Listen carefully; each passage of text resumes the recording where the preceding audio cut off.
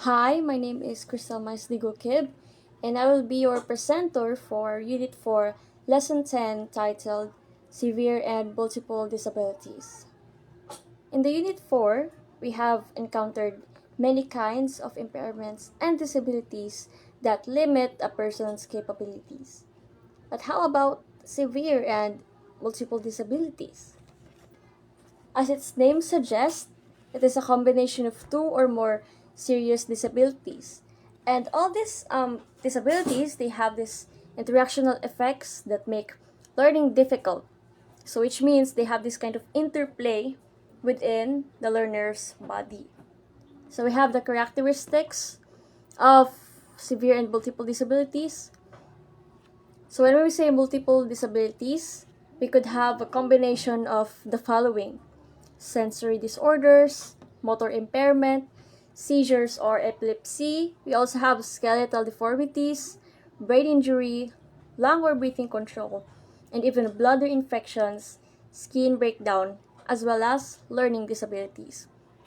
Please take note that dual sensory impairment or deaf-blind is not included in the list of multiple, or it's not considered as multiple disability, because multiple disabilities are more onto various domains as well as complicated, complex, and severe impairments or disabilities compared to dual sensory impairment. It only has this very specific and small scope. It's also not complex and as severe or worse as multiple disabilities. For the following examples, we have cerebral palsy, which refers to brain, and paralysis. So as you can see here, a child with cerebral palsy could have this multiple disabilities or impairments, such as pain, speech and language disorder, visual impairment, sleep disorder, hearing impairment, behavioral problems, as well as epilepsy, bladder problems, and hip displacement. So we can see here that there's a lot of impairments in a child with cerebral palsy. Next, we have multiple learning disabilities. Children with multiple learning disabilities, of course, education for them is difficult. This disability could have combination or a set of the following disabilities, such as dyslexia, the difficulty of reading, writing, or even speaking. We also have dysgraphia, the difficulty of writing or like handwriting or putting their thoughts into a written form. We also have dyscalculia, problems with calculating and learning arithmetic facts. We also have auditory processing disorder, as well as visual processing impairment. For the last one, we have intellectual disability. So children with intellectual disability need pervasive assistance due to their impairment of the following: intellectual functioning and adaptive skills.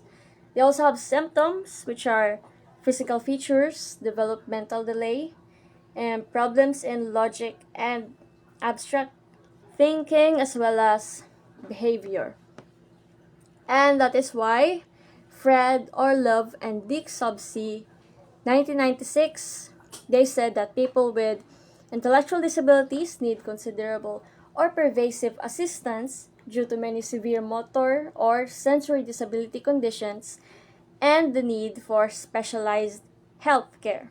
Children with intellectual disability, they have the difficulty of processing abstract concepts as well as inventory reality around them because of their IQ being below the average.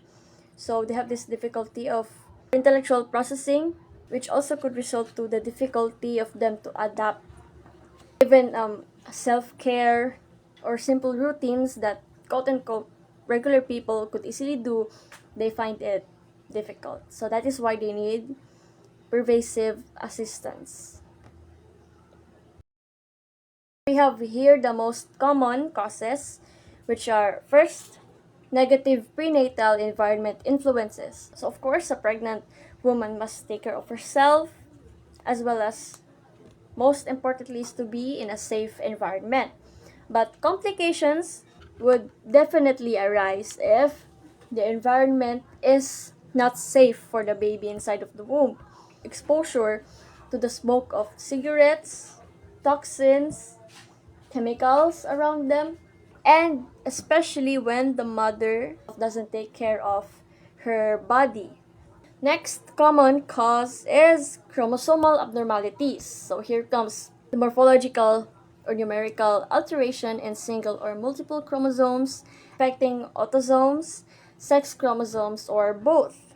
We have here Down syndrome and Williams syndrome. So as you can see here with the Down syndrome and Williams syndrome, they have a lot of impairments. For the Down syndrome, child has 47 chromosomes instead of 46 chromosomes. Respiratory problems, speech difficulty, leukemia, heart problems, and physical features. For the Williams syndrome, it refers to the deletion of chromosome 7. So we have here the following: moderate to mild intellectual disability, motor control, heart problems, as well as sensitive hearing.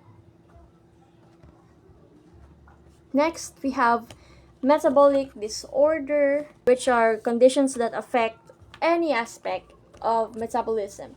So we're not just talking about common metabolic disorders such as diabetes or PCOS. We're going to talk about phenylketonuria as well as galactosemia. So galactosemia is when the body of an infant cannot process or digest galactose, which is the same sugar found in milk.